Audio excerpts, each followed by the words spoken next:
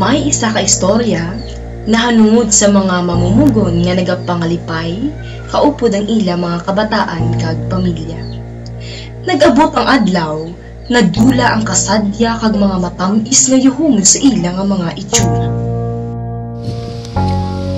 Mga mamumugon nga ginapagbato ang ila mismo nga duta sa kamot sa isa ka tawo nga may dako ang intensyon sa pagkuha sa ila nga propiedad.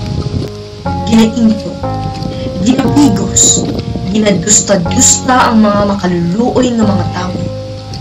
Sinuayhan ang makabulig sa ila. May ara balasing tao nga makasabat sa ila ginahangyo nga bulig. O pabayaan na lang sila sa kamot sa mga mamimikos.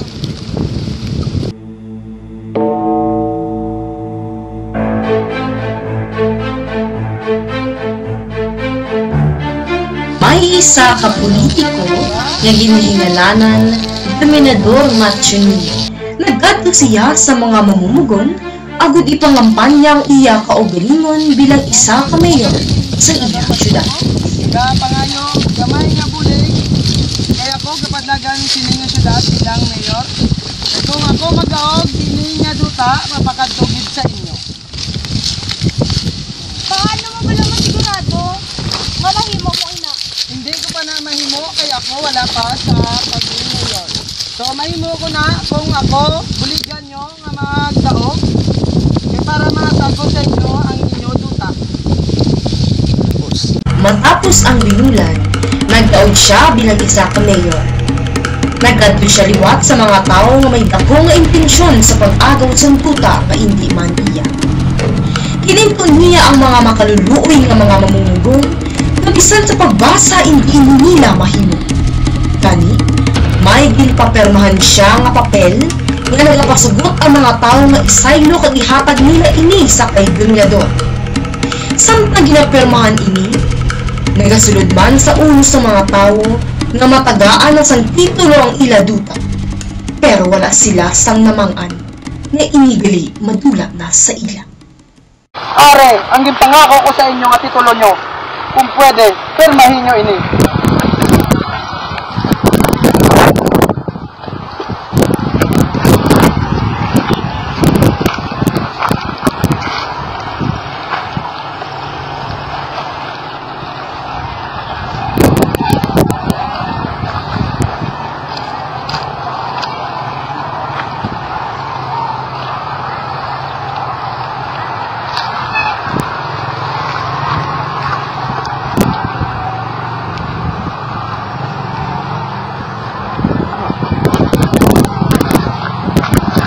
Magdamugid nga salamat. Salamat sa Mayor. Sa pagkatapos mapirmahan ang papel, grabe gid ang adlaw kag pangalipay sang mayor. Kay nakuha na niya ang nagdugay niya nga gusto nga himuon. Ginsugo niya ang mga gwardiya para palayason ang mga ini sa ila mismo nga duta. Makaluluoy na gid ang mga mamumugon, pati ang mga tao nga wala sa nilabot, kag edukado, ginpahalin para masolo lang ang propiedad na hindi para sa iya. Wala siya sinlabot, bisan may madula nga kabuhi, ang importante sa iya, makuha lang ini. Ari na! Nakuha ko na ang akong intensyon sa ila! Ari! Ako na ang ila duta! Mga bata-bata! Dali ka mo! Subong! Katuon mo to mga pastupa! Mga edukado mga tao! Palayasa sa akong duta! Ginkaduan, kag ginsinggitan ini nga wala sing kaalam kag ila ini ginpahalin. Matapos ang pila ka mga tinaga nga naggululuwa sa ilang mga bibig. May isa ka tawo nga hindi magpasugot nga pahalinon ini, kag gintiro ini sing wala sang kaluoy. Mga wala kang alam! Hindi ka mo magsagot sa duta ni Mayor! Sabihin nyo! Dali lang! Ini kailangan! Amon ini! At siya mismo, nagpapirma sa amon na hindi na ni Madula! Wala na kami dira! Labot! At paano mo sa kamulian? Ini simbahan nga nagamangatuod yang ini nga duta ginatag nyo kay Mayor. Anong himo na mo sa laki mayor kay kamis mo gusto kami pakalingon sa amon ka ugaling mo duta. Wala namin sa nabot nila. Kaya mo lang, sa pagtugod sa kadlaw, wala na mo nila ganang. Kaya kami sila na natin.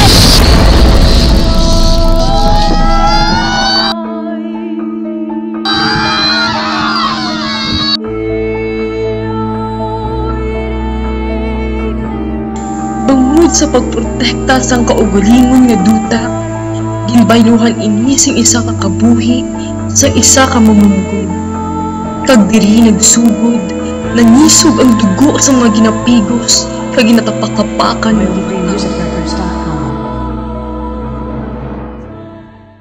Nagtipon-tipon ang mga mamumugon agud pagaistoryahan parte sa ila nga duta. Kag nangayo sila sing bulig kay Padre Diaros. Pare isang simbahang IFI, Iglesia Filipina Independiente. Mga alas 8 na sang gabi, nagkadto sila sa kumbento sang pari, agud mangayo sang bulig. Pwede kami ka pang bulig sa imo. Ano ang dapat namon himuon para ang duta hindi maagaw sa amon? Nakuha ni Mayor ang amon kagalingon nga duta. Sobra-sobra na ang ginahimo nila sa amon. Kinadaog-daog na lang kanila ang mga obrero. Bulig kami, Padre. Ang problema nyo kay Mayor, pagkasolusyonan tayo na, paagi sa maayo nga pag-istorya. Paano, Padre, kung ipaagi ta na lang sa pagwelga?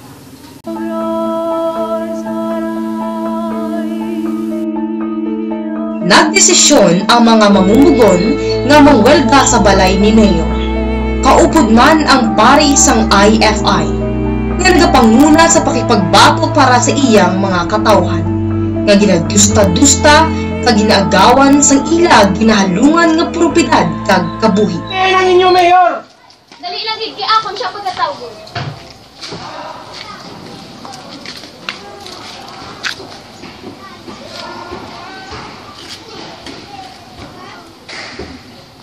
Ano ang kinahanglan nyo sa akon?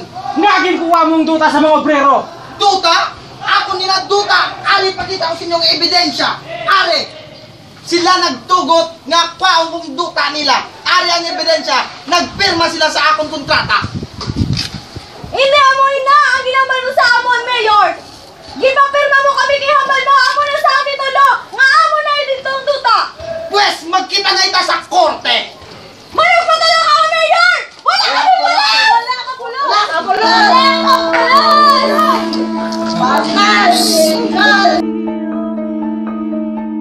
Nakapanabot na hasta sa korte ang kaso, kag nagdaog ang mga mamumugon paagi sa bulig sang pari nga wala sing kahadlok sa pagbato kag pagdepensa sa ila. Pagkatapos ng pila ka bulan, Maglakad na kita, nga may pagidait, kag pagpalangga, sa tonisig katayo. Salamat sa Diyos.